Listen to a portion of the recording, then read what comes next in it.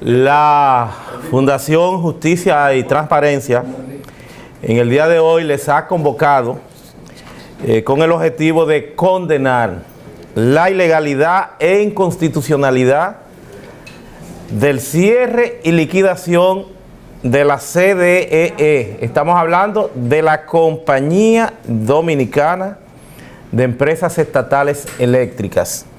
El pasado viernes, el gobierno desde Palacio Nacional, en virtud de un decreto, uno de los primeros decretos que habría planteado el presidente Luis Abinader, el decreto 342, un decreto precisamente del 2020, el mismo 16 de agosto, donde se declaraba de prioridad nacional la liquidación de la CDEE. Todo ello esperábamos nosotros que enrutando, encauzando ese proceso por la debida institucionalidad. Esta empresa eléctrica estatal precisamente fue concebida en los términos de la Ley 125-01, la Ley General de Electricidad, y en modo alguno es uno de los principios cardinales del derecho, es uno de los principios más elementales, el que para derogar una ley tiene que hacerse a través de otra ley. La jerarquía de la norma impone, y lo conoce el Poder Ejecutivo, lo conoce el país, que un decreto está por debajo de una ley y que en modo alguno podría, con decreto alguno, plantearse lo que sería de un solo plumazo desde el Poder Ejecutivo, liquidar, eliminar esta empresa estatal del orden eléctrico, como se ha planteado para el día de mañana. Ya lo que es el cierre, lo que son las operaciones, con todos los problemas que esto implica a nivel de los suplidores, a nivel de los derechos de los empleados, y más aún, señores, y es algo perturbador, el hecho de que se estén transfiriendo a las sedes lo que son los contratos, unos 38 contratos que maneja o que tiene aún vigente esta empresa del orden eléctrico en la República Dominicana.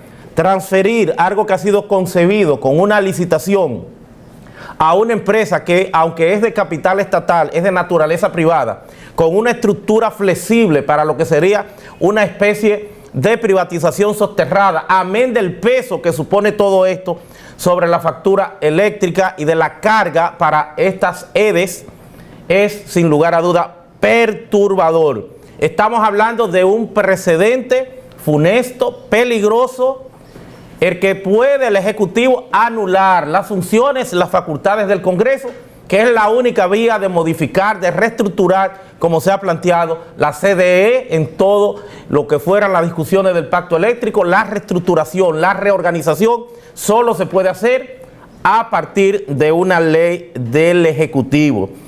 En tal virtud, nosotros tendremos que advertirle al gobierno que todos los actos que ejecuten bajo este imperio, bajo este esquema de privatización soterrada, será nulo de pleno derecho. Todo acto jurídico que bajo este esquema, reiteramos, tenga bien desarrollar el gobierno, será nulo, y así lo haremos nosotros valer, porque la próxima semana estaremos asistiendo, estaremos acudiendo a la justicia a los fines de restaurar la institucionalidad.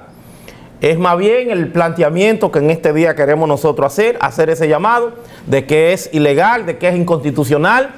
Ahí tenemos la Constitución en los artículos 138 y 139, cuando hace referencia al sometimiento pleno de la legalidad, el control de la legalidad por los tribunales. Entonces estamos a todas luces en presencia de algo inconstitucional que en modo alguno puede permitirse. Nosotros como entidad cívica vamos a propiciar el que se restaure la institucionalidad en este y en otros tantos casos que tendremos entonces, porque parecería que abundan, y tendremos entonces que afrontarlo por la vía que nos acuerdan las leyes y la Constitución. ¿Acudirían a los tribunales a someter algún recurso? Claro que sí, claro que sí. Es que es un precedente funesto, es un precedente peligroso. No se puede anular las funciones, las facultades del Congreso. Si quieren generar cualquier cambio que bien pudiera ser válido, tienen que hacerlo por la vía institucional. ¿Cuál es la vía institucional? Una ley, el Congreso. Una ley posterior deroga una ley anterior, nunca un decreto, porque en el esquema de fuente es inferior a las leyes y no tiene esas facultades.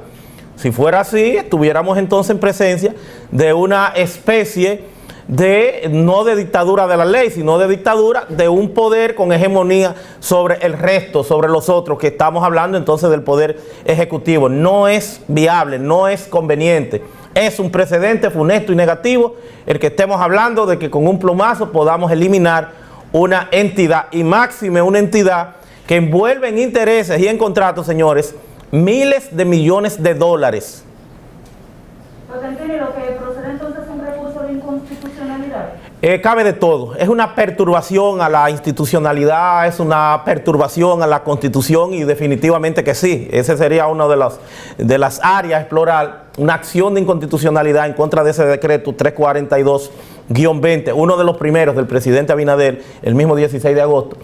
Y de igual forma, pues también un amparo en este caso por violar lo que es la institucionalidad, violar lo que es el debido proceso administrativo, el debido proceso de ley, en lo que es el atropellamiento de este proceso y de estos derechos de todos los que están envueltos, no solamente a los empleados, sino incluso las empresas que contrataron. ¿Estaría entonces el gobierno sirviéndole en bandeja de plata al sector privado esa transferencia? Evidentemente que sí, porque se están transfiriendo los contratos precisamente a una estructura que, aunque es de naturaleza estatal, o sea, el capital es estatal, como son las sedes, pero es una entidad privada, accionaria, y como tal lo único que tendrán es que posteriormente vender, sí, pura y simplemente las acciones y pasar en manos de otros. O pudieran hacerlo como se está planteando, y decimos que también es una ilegalidad el hecho de Punta Catalina, que se ha anunciado ya que va para un fideicomiso.